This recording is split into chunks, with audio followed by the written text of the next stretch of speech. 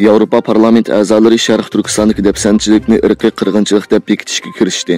Ma'lum bo'lishicha, navbatda Yevropa parlamenti Xitoyning Uyg'urlarga tutgan qo'rqinchli muomalasini irqiy qirg'inchilik deb e'tirof qilishni muzokara qilmoqda ekan.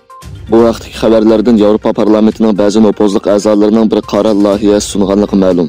Hong Kongda chiqadigan Janubiy Xitoy sahar pochtasi gazetining oshkorlashicha, qaror loyihasi Yevropa parlamentidagi Yevropa xalqlar partiyasi, Markaziy yangilik guruhi, sotsialist va demokratlar, Yevropa konservativlar va islohotchilarni o'z ichiga olgan 4 cho'ng partiyaning qo'llashiga erishgan.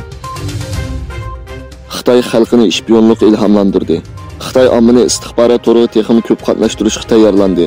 Davlat bexatarligi va jasuslik nizomi allaqachon yo'l qo'yilgan davlatda gumonliq ahvolni soqchiga ma'lum qilganlarga $15,000 gacha mukofot berilganligi e'lon qilindi. Davlat bexatarlik ministrligi e'lon qilgan yangi belgilamaga asosan, fuqarolar gumonliq kishilar va harakatlarini soqchiga ma'lum qilish kerak.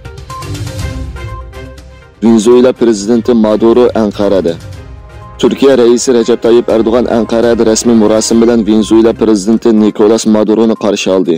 Maduro bilan Erdo'g'an prezident binosida ko'rishgandan keyin birlashma axborot e'lon qilish yig'ini ochdi. Maduro Turkiyaning jug'rafiyalik siyosiy o'rniga diqqat qilib, jug'rafiyalik siyosiy jihatda dunyoni baholaganda Turkiya intayin muhim rol o'ynaydi dedi. Maduro yana Turkiyaning o'z davlati uchun bir yoshirin kuchi borligini ta'kidladi. O'rta Osiyo va Xitoy tashqi ishlar ministrlari yig'ini o'tkazildi. Xabar qilinishicha, Qozog'istonning poytaxti Nur-Sultonda o'tkazilgan O'rta Osiyo va Xitoy tashqi ishlar ministrlarining 3-qitimliq yig'inida rayonning tinchligi, muqimligi va bexatarlikni qo'g'dashda hamkorlikni yanada kengaytirishning muhimligini ta'kidladi.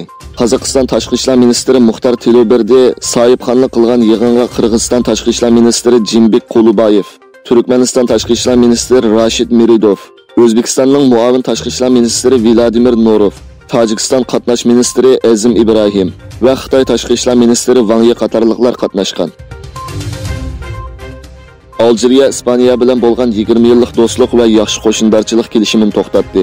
Ispaniya G'arbiy Sahroyi Kebir masalasida Marokash tarafda turganligi uchun Aljeriya Ispaniya bilan bo'lgan 20 yillik do'stlik va yaxshi qo'shnichilik kelishimini darhol to'xtatishni qaror qildi. Xitoy Kambodjada maxfiy holda harbiy baza qurishga boshlagan. Xitoy Kambodjaning Ream Naval dengiz armiya bazasidan maxfiy holda harbiy baza qurishga boshlagan bo'lib, bu Xitoyning chet elda qurgan ikkinchi harbiy bazasi ekan.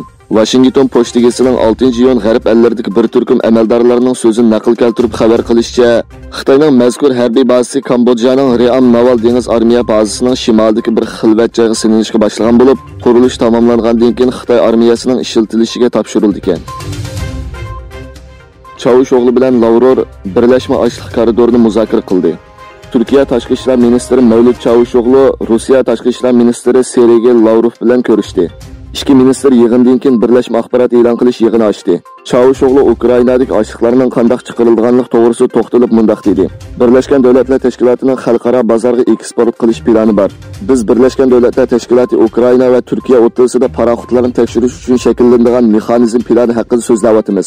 Turkiya bo'lish suhbatimiz bilan biz bu planni mumkin deb qaraymiz.